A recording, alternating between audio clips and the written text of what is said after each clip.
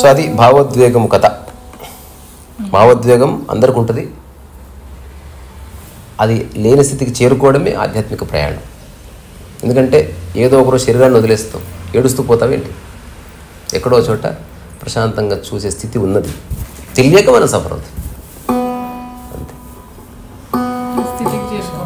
తప్పకుండా చేరుకోవాలి. అది ఎంత యవ్వనంలో చేరుకుంటే అంత అద్భుతం. ఎందుకంటే ఆ తర్వాత నువ్వు అద్భుతమైన వర్క్ చేయొచ్చు. అంటే ప్రధానికి పర్సన్ అయ్యే స్థితి ఉంటుంది. ఇంకా యూ హ్యావ్ సర్టెన్ బ్యాలెన్స్.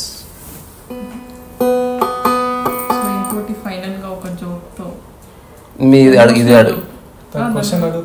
నువ్వు అడుగు, లాస్ట్ జోక్ చెప్తా. కానీ మరి మనుషులందరికీ వాళ్ళు చనిపోతారని తెలిసి ఎందుకు ఇంత చేస్తున్నారు? ఏం కావాలి అసలు మనిషికి? చనిపోతారని తెలుసు కానీ ఉన్నంతసేపు ఏదో ఒకటి చేయాలి కదా. మరి అది ప్రశాంతంగా చేయొచ్చు కదా. అదే చెప్తున్నా, వ్యక్తికి మారుతుంది. అది నేను ప్రశాంతంగానే చేస్తున్నా. తద్వారా నేను చెప్పడానికి ఏం లేదు. ఇంకా ఎవరెవరు పర్సన్ ఎత్తారో వాళ్ళు చెప్పుకోవాలి. మరి మనిషికి అసలు అంతిమంగా ఏం కావాలి? ఏమొద్దు, కదలికలో ఉండాలంతే. ఎందుకంటే ఏదైతే వస్తుందో అది పోతుంది, అదే బాధని ఇస్తుంది. కాబట్టి ఏదో కావాలని చేయడం కాదు, లయం అవడం కోసం చేస్తున్నాము. మీరు ఒకటి చెప్తారు కదా, వచ్చేదేమి లేదు పోయేదేమి. అవును, అది నా స్థితిలో నేను చెప్తున్నా. అందరికి ఎట్లా వర్తిస్తుంది? అందరికి వర్తించదు. అది ఇది ఎవరిది వాళ్ళు డిక్లేర్ చేయాలి.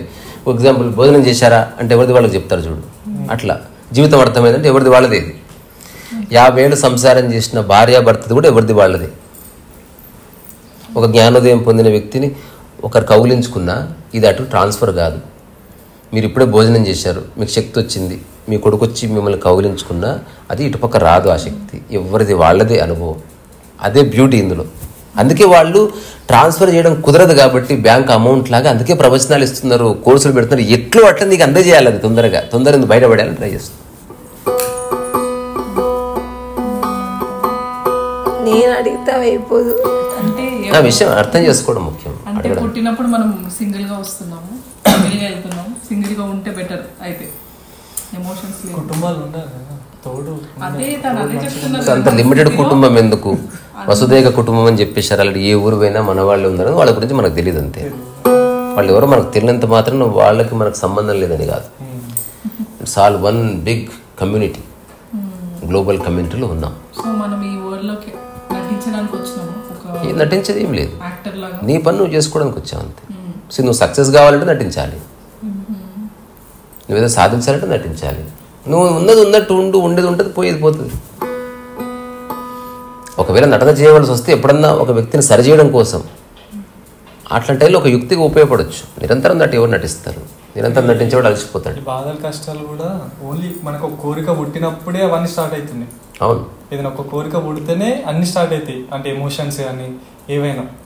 లేదు మన పని మనం చేసుకుంటే ఏదో అంటే ఏం ఆశించకుండా ఏదో వచ్చింది నీ పని చేసుకోవడానికి. ఒక గులాబీ ఉన్నది, తన గులాబీ పూలు పూసుకొని చచ్చిపోవడానికి. కానీ మనం ఎంతసేపు వేరే వాళ్ళని సరిచేయడం, వేరే వాళ్ళ మీద దృష్టి పెట్టడం, వాళ్ళ తప్పులించడం, అసలు మన శక్తిని మనం నిరుపయోగం చేస్తున్నాం, నిర్వీర్యం చేస్తున్నాం. అందుకని లెర్న్ సంథింగ్. నేను అందుకే ఒక బుక్ రాద్దామని నా future plan. Learn, earn, burn అని దాని పేరు. అంటే నేర్చుకో, సంపాదించు, కాలబెట్టు. ఏం నేర్చుకో? కొత్త కొత్త విషయాలు నేర్చుకో. ఏం సంపాదించు? జ్ఞానం సంపాదించు, ప్రశాంతత. అది కూడా ఉంది. అది చెర్న్, దాని మధ్యన చెర్న్ బేసికల్లీ.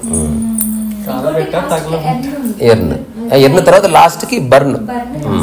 అట్లా లాస్ట్కి ఎర్న్, అది ఆర్డర్ ఏదో ఉంటుంది. బట్ ఏదేమైనా చివరికి నువ్వు ప్రశాంతంగా ఉండటానికి ఇదంతా చేస్తున్నావు. నువ్వు ఇల్లు కట్టు. లైఫ్ అదే జరుగుతుంది. హ్యూమన్ లైఫ్ లో కూడా లాస్ట్ గా అదే జరుగుతుంది కదా లైఫ్ లో ప్రతి ఒక్క హ్యూమన్ కి.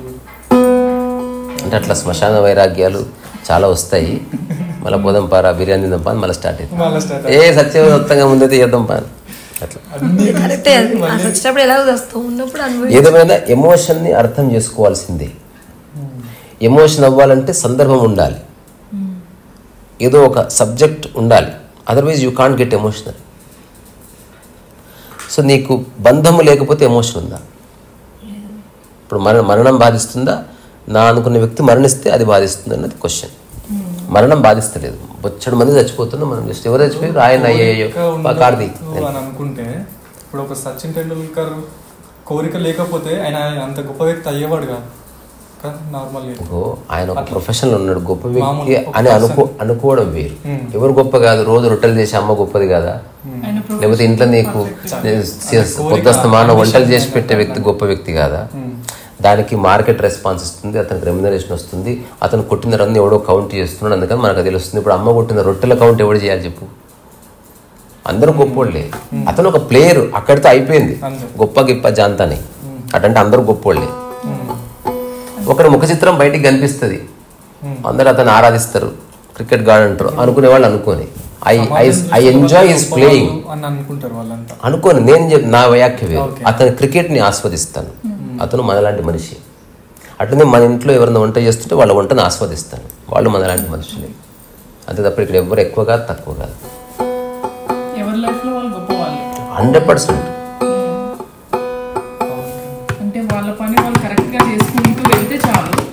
ఉదాహరణకి డబ్బులు ఏమి రావంటే ఎవరిని ఆడతారా క్రికెట్, మరి డబ్బులు రావన్న అమ్మ చేస్తున్నారు, టీమే గ్రేట్. మళ్ళీ చెప్తా ఉంది సార్, ఆ అమ్మ వేరు ఈ అమ్మ వేరు అని చెప్పింది. అదే జోక్ ఉంటుంది కదా, అరే రాజు అట్లా నదులు నీటిలోనూ అట్లా భూమి మీద ఉండే ఒక జీవి చెప్పు, ఉభయచరం అంటారు కదా, అంటే కప్ప సార్ అన్నాడు. ఇంకో ఎగ్జాంపుల్ అంటే ఇంకో కప్ప సార్ అన్నాడు. బాగుంది. తర్వాత మా ప్రొఫెసర్ జోక్ చెప్పేవాడు, చాలా పాత జోకే, నేను కాలేజ్ ఉన్నప్పుడు నాకు కొత్త జోక్ అది.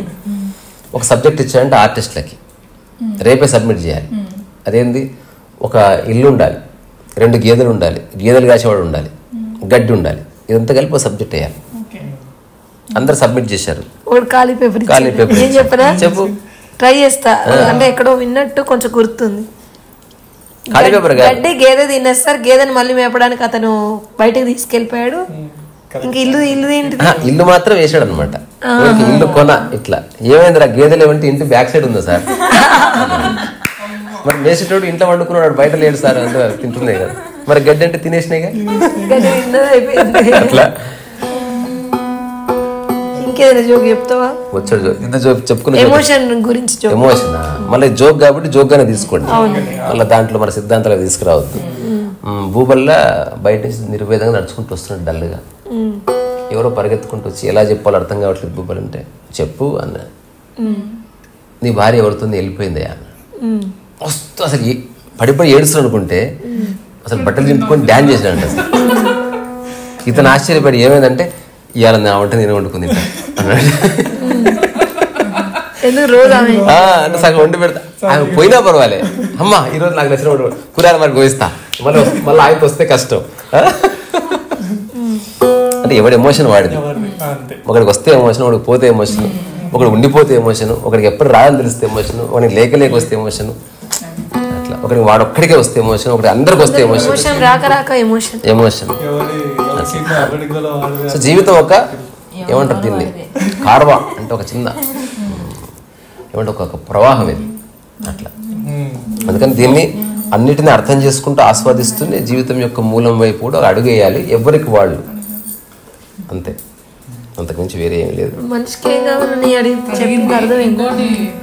ఆటోలో వచ్చేటప్పుడు డిస్కస్ చేసినాం కదా, రిలీజ్ కాలే కదా, చూడలే కదా, నేను షూటింగ్ చూసినా. చూస్తాను, టికెట్లు ఇస్తారా? తప్పకుండా చూస్తా. ప్రశ్న ఏమిటి, ప్రశ్న ఏమిటి? నేను తీస్తా త్వరలో. మూవీస్ చూస్తాడు, నేను చాలా క్రిటికల్ గా చూస్తా, త్వరలో సినిమా తీస్తా. అసలు సినిమాలో అవన్నీ ఏముండవు, సినిమా అంటే ఎంటర్టైన్మెంట్ అంతే. అది సాక్షాత్ పవన్ కళ్యాణ్ చెప్పిండు, సినిమా అంటే ఎంటర్టైన్మెంట్, దానికి ఒక్క మాట జోడించాడు అనమాట.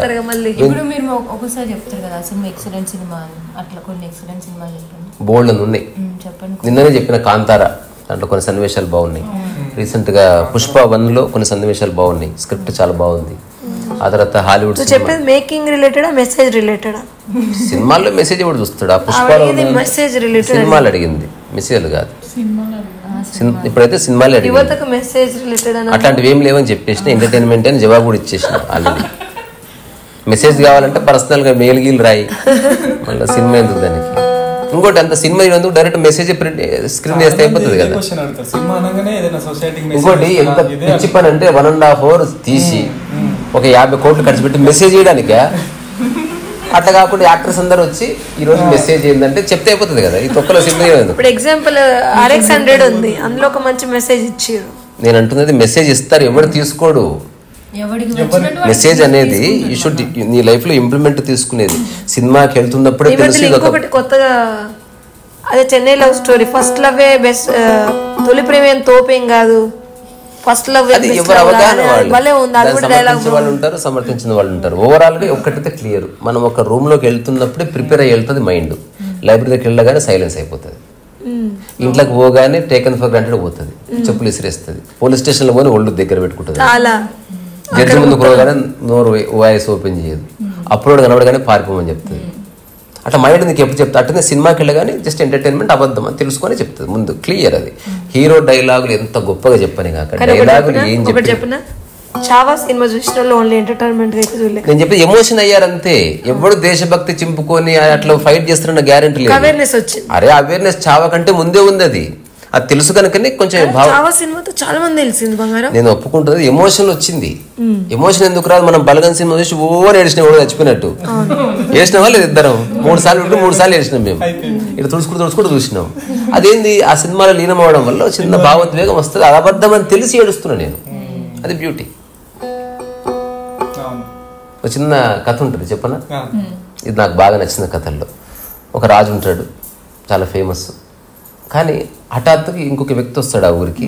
కొండ మీద ఆశ్రమం పెట్టుకుంటాడు, బక్కగా ఉంటాడు, పొట్టిగా ఉంటాడు. అంతుత్తదే మాయ అని చెప్తుంటాడు. చాలా ఫేమస్ అయిపోయాడు.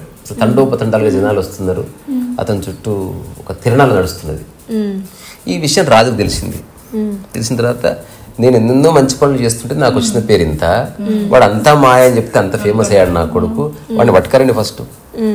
పట్టుకొచ్చిన తర్వాత అప్పుడు మనోడు అంటే ఆ కథలో చిన్న లూజ్ అది ఉంటుంది కదా, కుర్తా అనుకుంటూ వచ్చినట్ట. చెప్పు మహారాజా పనుంది పోవాలి అన్నాడంట. పనుందా అంటే మేమంతా పని లేకున్నాం అనుకుంటాం. అది నాకు తెలీదు, మీరు పిలిచారు కదా ఏమిటి విషయం అంటే నువ్వేదో చెప్తున్నావు అంట. అంతా మాయ అని చెప్తున్నా, ఏముంది అందులో? మళ్ళా అంతుడు దాన్ని పిలిచి చెప్పాలా? అంతా మాయ అంటే ఇప్పుడు నేను రాజు మాయనే అనుకోక ఇప్పటి నుంచి, సరేనా అన్నాడు. నువ్వు ఎక్స్ట్రాల్ చేస్తావు, రాజు ఆస్థానాలు ఉన్నావు, నువ్వు అటు ఇటు చేసినావు అనుకో, ఇంపీచ్మెంట్ చేసి తీసి జైలు నువ్వు అంత మాయనే, నువ్వు ఏంది పిచ్చా నీకేమన్నా అన్న తర్వాత ఇవి నేను జోక్స్ చేయట్లేదు, అంత మాయ కాదు, సరే మీ ఇష్టం మీరు అనుకోండి, పట్టు నువ్వు ఒప్పుకో, నువ్వు చెప్పేది అబద్ధం అని. అట్లా ఒప్పుకుంటా, అది సత్యం కదా, అది సారీ, నువ్వు రాజు అనుకో, నాకే అభ్యంతరం లేదు, బట్ అంత మాయని ఇది నాకు తెలుసు. ఒక ఏనుగుని పిలిపించాను, ఇది ఏనుగు. ఆ తర్వాత ఆ పైన మావటివాడు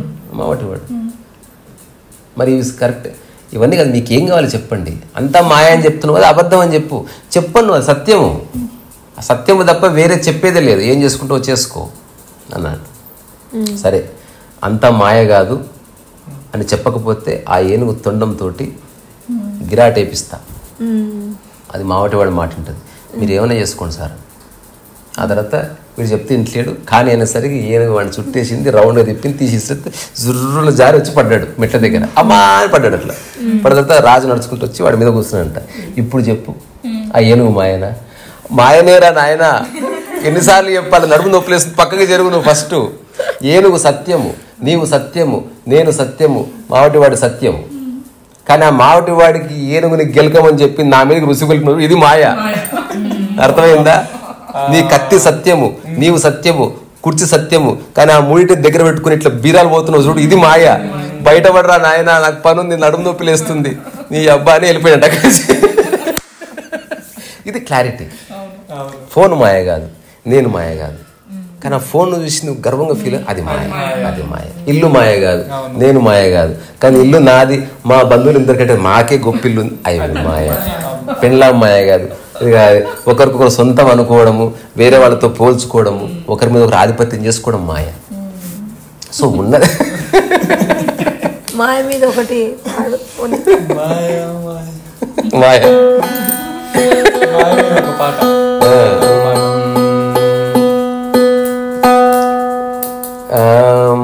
ఫోను సత్యం నేను సత్యం, ఫోను సత్యం నేను సత్యం, ఫోను నాదని అనుకోవడం అసత్యం మాయా. ఇట్లా పాడుకోవచ్చు ఏదైనా ఒకటి. ఏదేమైనా ఇది 100% స్పృహ ఉంది చెప్తున్నాడు నేను. తెలిసి ఇది అవసరం అంతే. దీనికి మన అహంకారానికి, దీనికి గుర్తింపుకి, దీనికి ఆనందానికి ఏం సంబంధం అసలు? No connection. అట్లా కాకుండా చూసి మురిసిపోయినావా మాయలు ఎంటర్ అయినావు. శరీరం ఉంది వాడుకో, దాంతో పొలం పని చేయి, శృంగారం కూడా చేయి. కానీ దాన్ని చూసి మురిసిపోయినావా, అదో రోజు ముడత పడితే అప్పుడు అదే మాయ నన్ను బాధ పెడుతుంది ఖచ్చితంగా. అంతే. ఇది ఇందాక లాస్ట్ అంటే మీరు చెప్తూ ఉంటే అందరం అనాలి మాయ అని, అదొక్కటి చేద్దాం. అంటే అందరం అనాలి మాయ వర్డ్.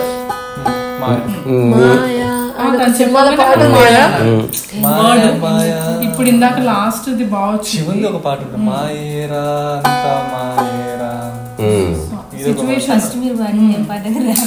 Rap song.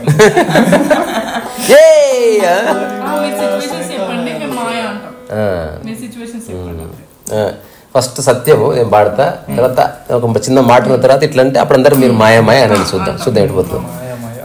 ఫోను సత్యం నేను సత్యం, కానీ ఫోన్ నాదనుకోవడం మాయా మాయా మాయా మాయా మాయా.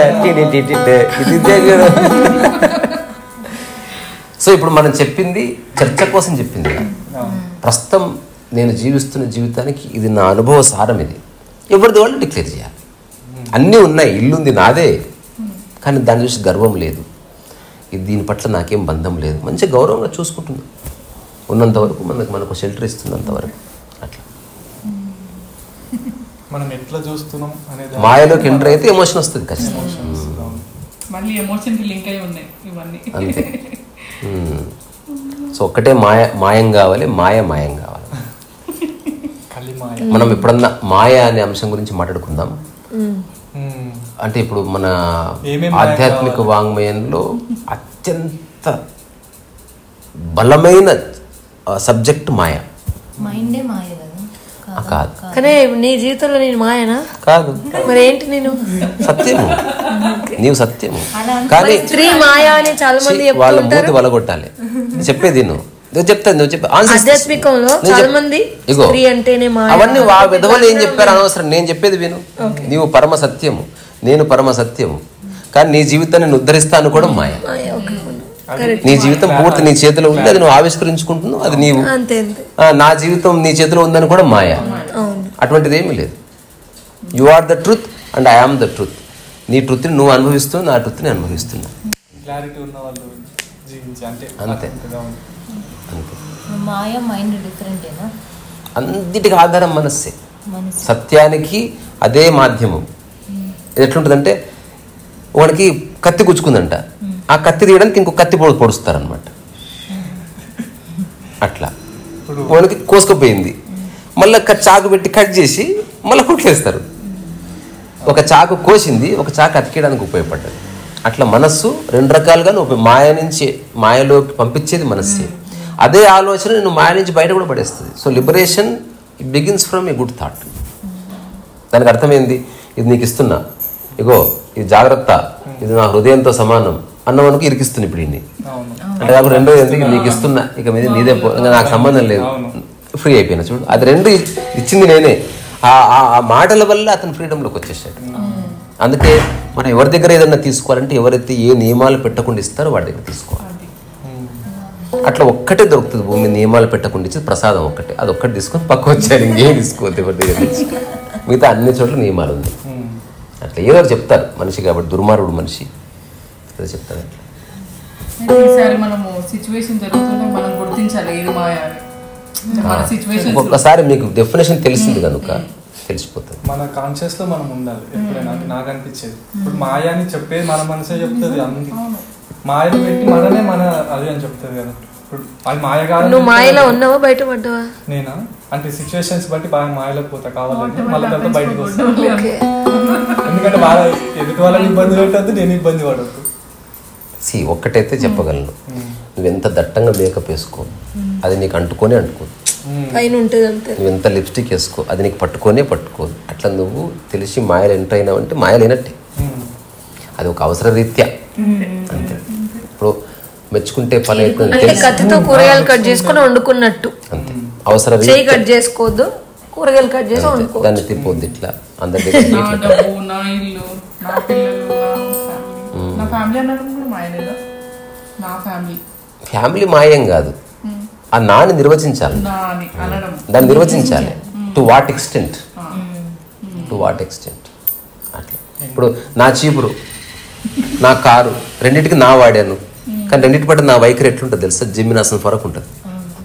నా చీపురే అది పోతే ఇంకోటి తీసుకురా అంటాం, కారు అమ్మ పగిలిపోయా గుండె నొప్పి వచ్చి. ఇవన్నీ ఎవరికి వాళ్ళు క్వశ్చన్, అందుకే అన్వేషణ అన్నారు, అంటే విచారణ చేయాలి. What is this? ఈ అన్ని బాధలకి ఒక ఫుల్ స్టాప్ పెట్టగలమా? నేను చెప్తున్నా 100% పెట్టొచ్చు. చిన్న అవగాహనతో your out of every non sense. Work ఆగదు. ఇప్పుడు మాయాన్ని గ్రహించాం కదా, దాన్ని సాక్షి అంటారా? మనం పదాల మాయలు పడదు, గ్రహించావు చాలు, దానికి ఇంకో పేరు ఎందుకు? దానికి సత్యభామ అని పేరు పేర్లు మనం పెట్టుకున్నది ఒక దాన్ని వ్యక్తపరచడం కోసమే అంతే. ఇప్పుడు మాయకి సాక్షికి ఏ సంబంధం లేదు. సాక్షి అనేది పూర్తి కోర్ ఎక్స్పీరియన్స్, అది వేరే. ఇప్పుడు కాదు, మళ్ళీ మనం చెప్పుకున్నాం. అంటే క్లమ్జీ అయిపోయి ఏది అర్థం కాకుండా పోతుంది అట్లా. ఒకసారి ఏమైందంటే మాకు తెలిసిన ఒక ఆయన సినిమా చూస్తున్నాడు, ఇది ఉండదు, ఒక ఆయన సినిమా చూస్తున్నాడు, కన్నమ్మ విను సినిమా చూస్తున్నాడు. వెంకటేష్ అంటే ఇష్టం అతను. వారానికి ఒకసారి సినిమా చూస్తాడు, లేదు నెలకు ఒకసారి మంచిగా అడ్డపంచ కట్టుకొని ఇట్లా కాళ్ళు ఒప్పుకుంటూ సినిమా చూస్తున్నాడు. ఆ తర్వాత మధ్యన బాత్రూమ్కి వెళ్ళి వస్తున్నాడు. ఆయన బాత్రూమ్కి వెళ్ళగానే వాళ్ళ కొడుకు ఏం చేశాడు, సినిమా మార్చాడు, అది కూడా వెంకటేష్దే. వచ్చి ఆశ్చర్యపోతున్నాడు, అసలు కథ మారిపోయిందిగా, ఇది వేరే సినిమా అని అనుకోవట్లేదు అసలు. ఎవరు అడుగుతలేడు, పర్సన్ అవుతున్నాడు కథ.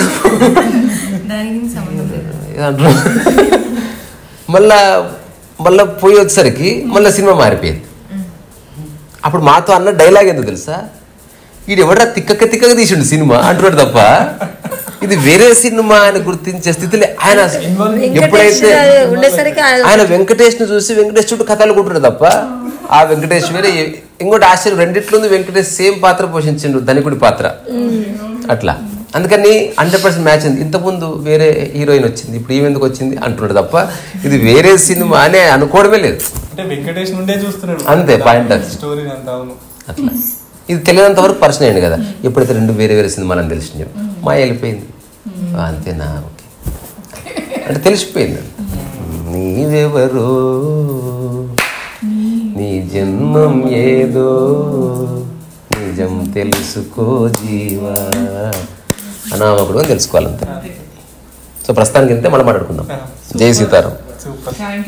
ఏమంటారు? ఇదంతా మాయే,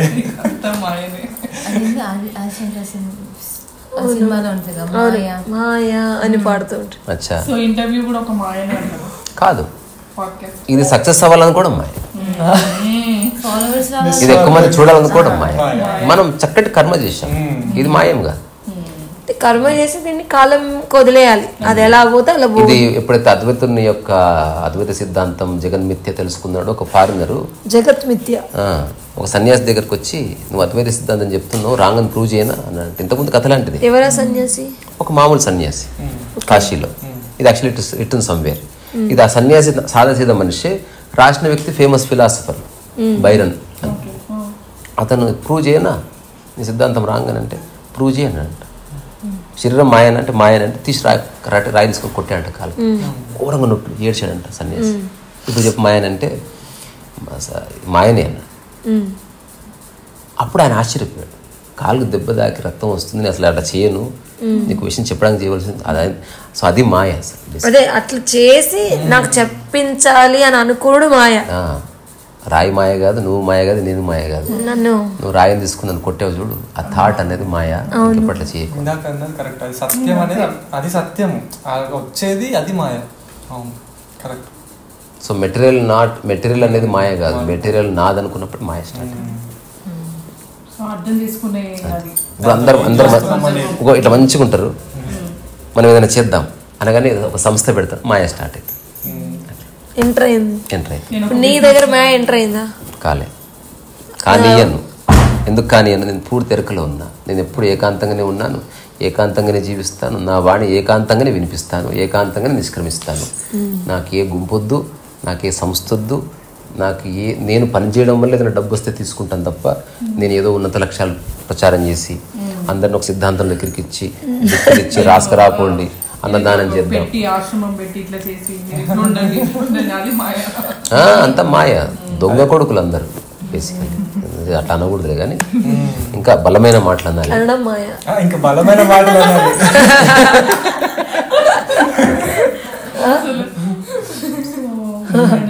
సెకండ్ హాఫ్ ఇంకా సూపర్ జరిగింది. ఏంటో తెలుసుకున్నాం, రియాలిటీ ఏంటో తెలుసుకున్నాం. థ్యాంక్ యూ సో మచ్ శాంతిరిస గారు, మైథిలి గారు, థ్యాంక్ యూ సో మచ్. అసలు ఈ థ్యాంక్ యూ చెప్పుకోవడం ఒక మాయ. దాన్ని పట్టించుకొని మురిసిపోవడం మాయ. ఇప్పుడు ఏమైనా చెప్పని దాన్ని నువ్వు తీసుకుంటున్నావు చూడు. ఇది ఒక కథ ఉంటది కదా, నలుగురు కూర్చుందరంట, కూర్చొని ఇక చాలరా మాటలు, మౌనంలోకి వెళ్ళిపోదాం రా అన్నట్టు. సరే వెళ్ళిపోదాం, ఇక ఆజీవన పర్యంతం మౌనమే, మనం ధ్యానంలో ఉందాం, అర్థమైందా అన్న తర్వాత అందరూ కూర్చున్నారంట. నలుగురు 4 వైపులా కూర్చున్న తర్వాత ఇక్కడొకటి కూర్చున్నారు. చివరికి ఒకసారి మాట్లాడుకుందాం అని అంట. అవునరా ఏదన్నా నువ్వే చెప్పురా అన్నాడు. తర్వాత ఏం చెప్పాలరా, మాట్లాడొద్దని తెలియదారా, ఇప్పుడే అనుకుంటే అప్పుడే మర్చిపోయిందిరా. దాని తర్వాత 4వ వ్యక్తి అయితే కళ్ళు మూసుకున్నానంట. 3 నిమిషాలు కూడా కాలేదు, ఒక్కనే మాట్లాడతాను చూసారా, నేను ఒక్కనే మాట్లాడతలే అన్నాడంట. అట్లా స్టార్ట్ అట్లా చెప్పండి ఇంకా అంతా మాయ అని చెప్తే అయిపోయింది. సో అట్లా మిథ్యావాదాన్ని, మాయావాదాన్ని తప్పుగా చెప్తే కనుక సంసారాలు కూలిపోతాయి. భార్య మాయ, అరే మనిషి సత్యము, గిన్నె సత్యము, గంటె సత్యము, కలిపినప్పుడు మాయ ఎస్టాబ్లిష్ అవుతుంది. ఇది ఎట్లుండదంటే కూర చేసినప్పుడు ఆ గిన్నె గంటె కలుస్తాయి, కూర అయిపోగానే విడిపోతాయి. ఉండాలి ఎప్పుడు మాయ అంటే ఏంది, ఆ గిన్నె అడిగినట్టు నువ్వు ఎప్పుడు నాలోనే ఉండవా అంటే అప్పుడు ఇంకా రెండు స్టార్ట్ అయింది. నువ్వు ఇట్లా కలుపుతుంటే నాకు హాయిగా ఉంటుంది. ఈ మధ్యలో ఒకటి సినిమా, అతను ఎవరు ఇందాక భార్య ఆనందపడ్డాడు ఒక వ్యక్తి, ఇందాక మీరు చెప్పిన దాంట్లో పవన్. ఈ మధ్యలో ఒకటి, అతని పేరు గుర్తు రావట్లేదు, ఏమంటారు, నేను ప్రేమించే అమ్మాయి ఎప్పుడు ఇంకా నాతోనే మాట్లాడాలి, నాతోనే మాట్లాడాలి, లేచి నా కూర్చున్న పడుకునే ఏదో నన్నే కలవరించాలి అన్న తర్వాత అలాంటిది ఒకటి దొరికింది. ఇంకా వీడు బాత్రూమ్ వెళ్ళినా పట్టుకొని, వీడు బ్రష్ చేసినా పట్టుకొని, ఏది చేసినా వీడిని పట్టుకొని ఉంటే ఇది ఎప్పుడో దొరుకుతుంది వాడికి. వాడు ఆమ్లెట్ వేస్తూ ఉంటాడు, అప్పుడు కూడా పట్టుకొని ఆమ్లెట్ అది పట్టుకున్నప్పుడు ఇటే పోయి అడ్డు పడుతుంది మొత్తం. ఇంకా నన్ను అసలు ఒక్క నిమిషం, ఒక క్షణం, సెకండ్ వదిలిపెట్టొద్దు అంటున్నాడు. అది కూడా ఉంటది. ఇంకా ఇంకోటి వాడు ఇది కూడా అన్నాడు, అసలు ఆమె ఏం చేయాలన్నా నా మీదే ఆధారపడాలి, నన్నే చేయమని చెప్పాలి. అది పళ్ళు కూడా తోముకోదు, వీడే పళ్ళు తోమాలి, తినదు, వీడే కలిపి పెట్టాలన్నమాట. అది బాత్రూమ్ వెళ్ళి తీసుకెళ్ళాలి. అన్కాన్షియస్ వరాలు కానీ కోరుకోవద్దు. కోరుకున్నాం అనుకో దాని ఫలితం మామూలుగా. ఇప్పుడు ఇరుక్కుపోయిన మైండ్ ఉంది కదా, అంటే అట్రాక్షన్ లవ్ ఏదో ఒకటి పేరుతో ఏదైతే బాగా ఇరుక్కుపోతామో ఆ ఏజ్ లో, లేదా ఏజ్ లో అయినా వాళ్ళకి ఆ సినిమా బాగా పనికొస్తుంది కదా. ఏం సినిమా అది?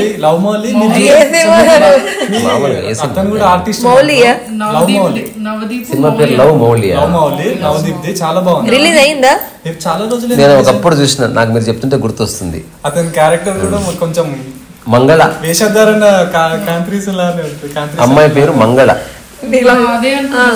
కాదు నేను చెప్పేది చాలా పాత దూరదర్శన్ ఎపిసోడ్ చెప్తున్నా. ఇటువంటిది ఒకటి వచ్చింది అంటే మీకు ఎవరికి తెలియదు. ఇది మంగళ అమ్మాయి పేరు. సుమ కనకాల చేసింది. సుమ కనకాల చేసింది. ఎల్లో డబ్బా అది ఎడిట్ చేసుకో. అది ఎప్పుడు కట్ అయిపోతుంది. కట్ చేసుకో. అప్పుడు అయితే ఆమె రోడ్డు మీద